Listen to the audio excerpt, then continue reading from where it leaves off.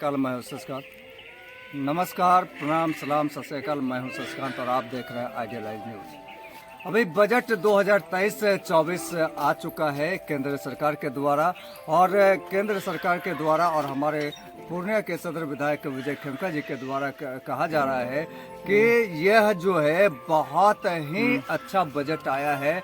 मध्यम वर्गीय के लिए भी अच्छा है, किसानों के लिए अच्छा है, महिला सशक्तिकरण के लिए अच्छा है, और यानी इन किन प्रकार सभी के लिए अच्छा है यह बजट।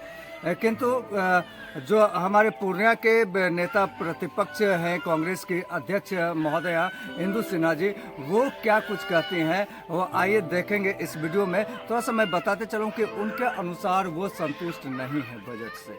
उनके अनुसार वो यह कहती हैं कि जनता के हित में यह नहीं है, नारी सशक्तिकरण के लिए यह बजट नहीं है, और न ही आम लोगों के लिए है, और यह तो सिर्फ अडानी और अंबानी के लिए बजट है। तो आइए पूरी खबर देखते हैं आइडियलाइज के इस वीडियो में और सुनते हैं कांग्रेस की अध्यक्ष इंदु सिन्हा जी को। मैडम, अभी बजट 2023-24 आ चुका है, और क्या आप इस बजट से खुश हैं या इस बजट से नाखुश हैं? क्या कहना चाहेंगे इस बजट के विषय में आप? तो हम लोग के लिए समझिए क्या कि जितने जो भी वर्ग आते हैं सबके लिए छलावा है।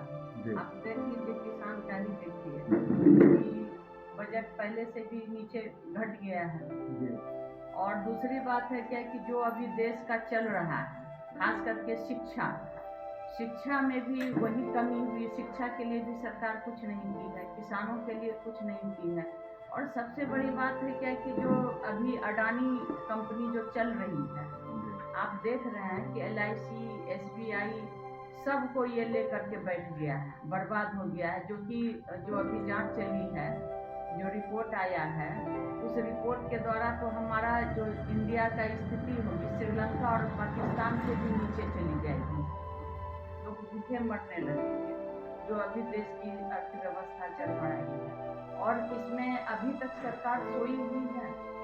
अगर जांच आया है अमेरिका से तो ठीक है, आप उसको नहीं मान रहे हैं तो आप यहाँ जांच कराइए। सबसे पहली बात है कि उसका पासपोर्ट जब्त कीजिए कि फिर वो भाग न जाए मेहुल चौकसी के जैसा। मैम, आप बजट से नाखुश नजर आ रहे हैं, लेकिन बजट में आया है कि इलेक्ट्रॉनिक वाहन, मोबाइल कैमरे, ये सब चीज़ों के ये सब चीज़ सस्ती हो जाएगी। ये तो पैसे वालों का, उद्योगपतियों के लिए ये बजट आया है।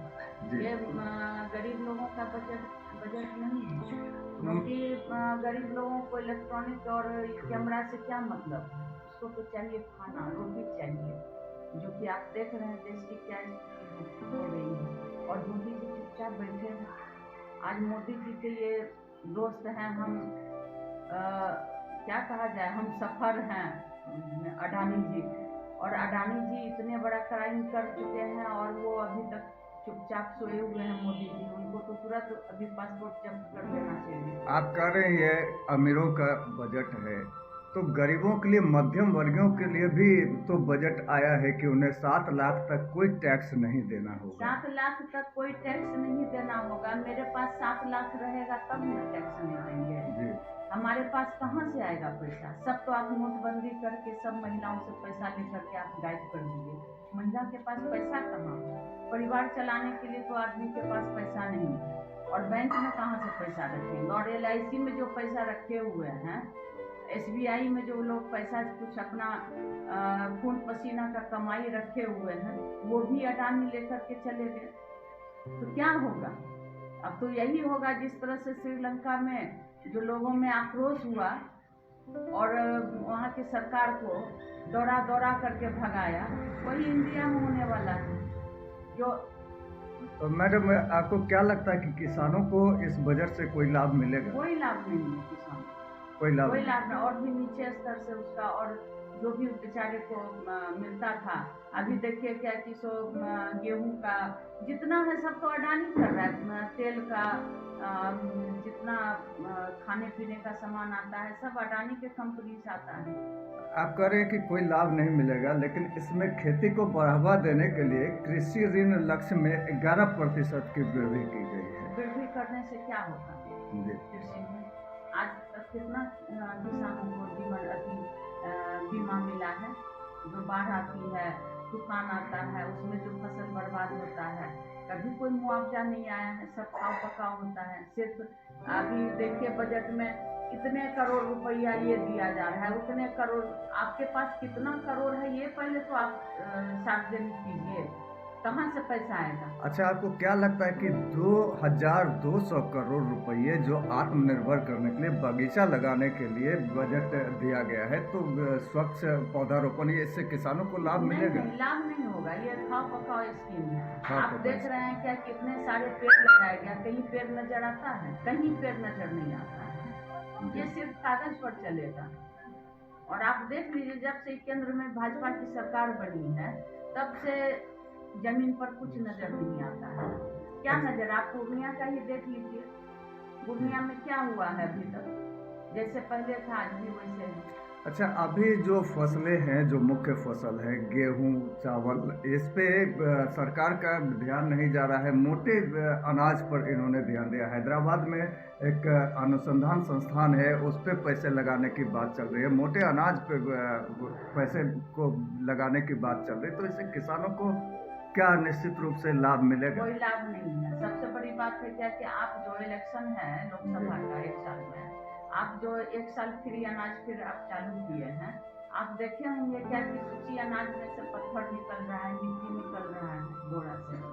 क्या आप लोगों को दे रहे हैं? सड़ा हुआ अनाज। क्या आदमी तो अपना खाने के लिए मजदूरी करके खाएगा? वो आप जो फ्री में अनाज दे रहे हैं तो फेंकाएगा। तो क्या है? ये सब छलावा है।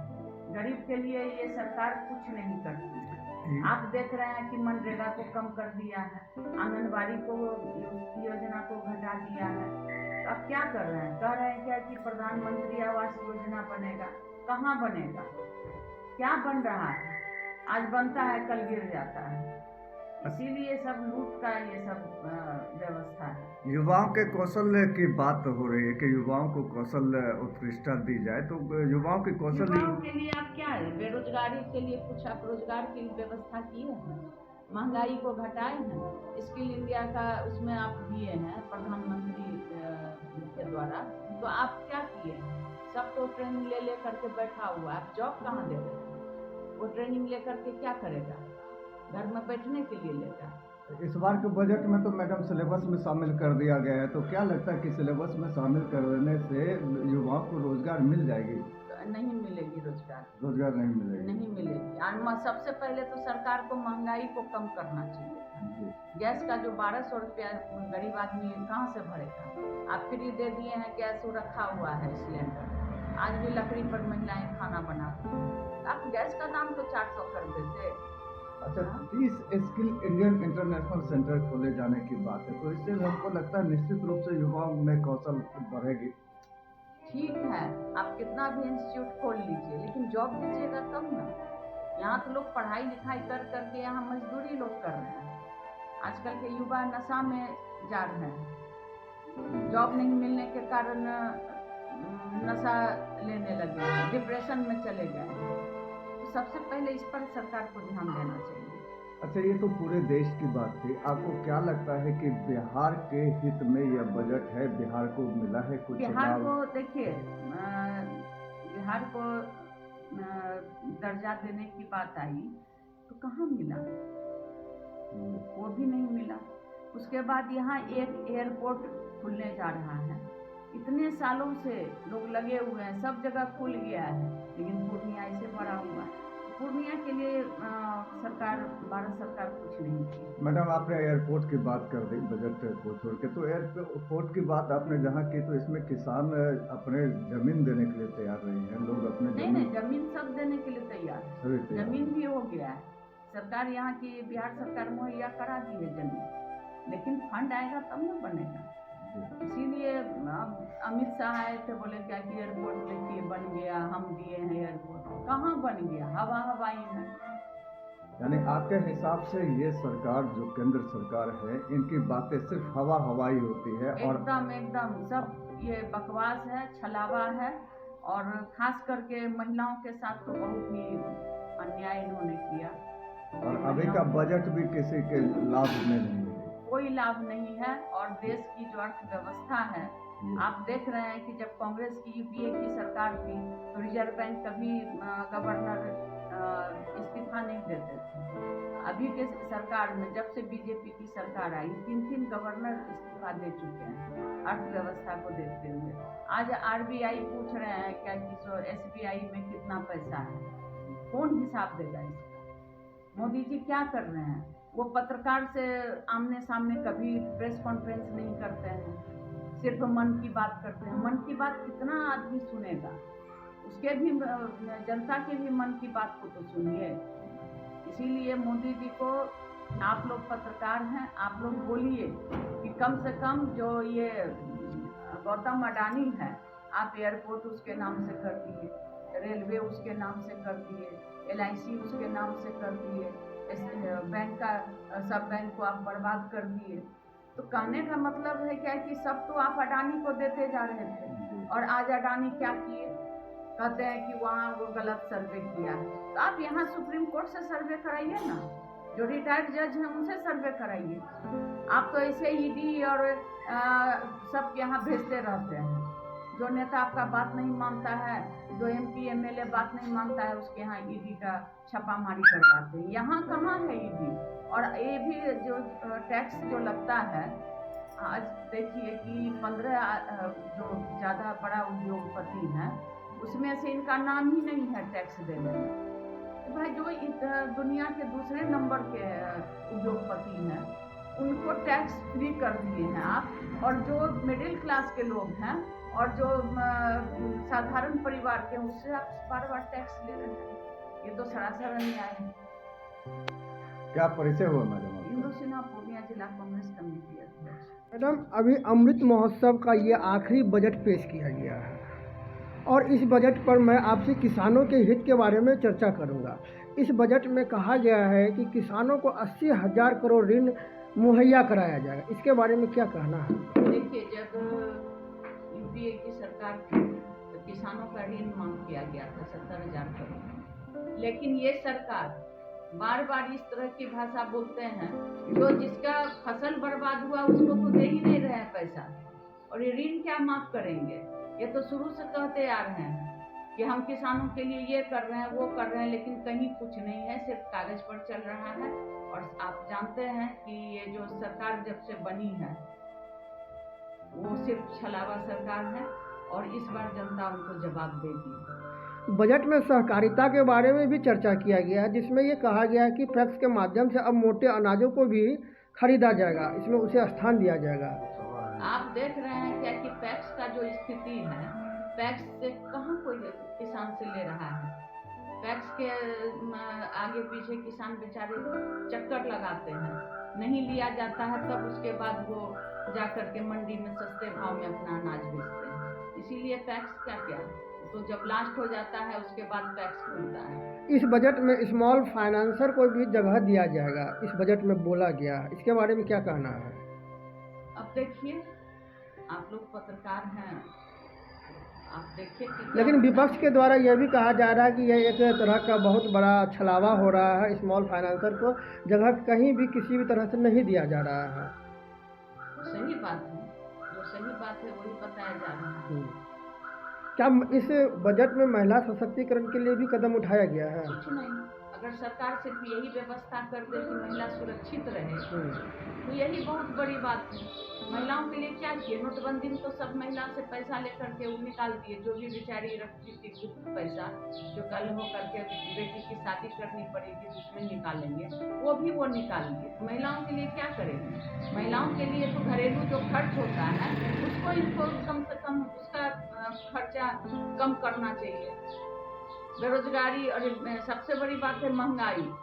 महिला क्या करती है? घर चलाती है, और महंगाई आप कम नहीं किए हैं, गैस का दाम आप कम नहीं किए हैं, तो महिलाओं के लिए आप क्या किए हैं? शिक्षा का दर घटा दिए, तो आप महिलाओं के लिए क्या किए हैं? जब उसके बच्चे सही तरीके से उसको एजुकेशन नहीं मिलेगा तो सिर्फ सरकार का नाम लेकर के क्या होगा? इसीलिए इस बार सरकार को पता चलेगा कि हिंदू मुस्लिम और ये धर्म को लेकर के जो चल रही है ये बीजेपी सरकार, RSS वो अब चलने वाला नहीं है। इस बजट में बिहार के लिए क्या दर्जा या क्या विशेष कुछ सुविधाएं मिली है? विशेष राज्य का दर्जा देना था, वो नहीं दिया। बिहार के लिए आप क्या किए? यहाँ तो उद्योग नहीं लगाए हैं अभी तक। जो भी पूर्णिया में खास करके जो भी उद्योग लगा हुआ है वो कांग्रेस के समय के राजीव गांधी जी के द्वारा लगाया गया है। यहाँ तो कुछ नहीं किए हैं केंद्र सरकार, कोई उद्योग नहीं लगा है। यहाँ बिहार के लोग पलायन करते हैं दिल्ली, बॉम्बे, पंजाब, क्या करेंगे? यहाँ कुछ नहीं है काम करने के लिए, तो लोग बाहर चले जाते हैं। क्या परिचय हुआ मैडम आपका? इंदु सिन्हा, पूर्णिया जिला से।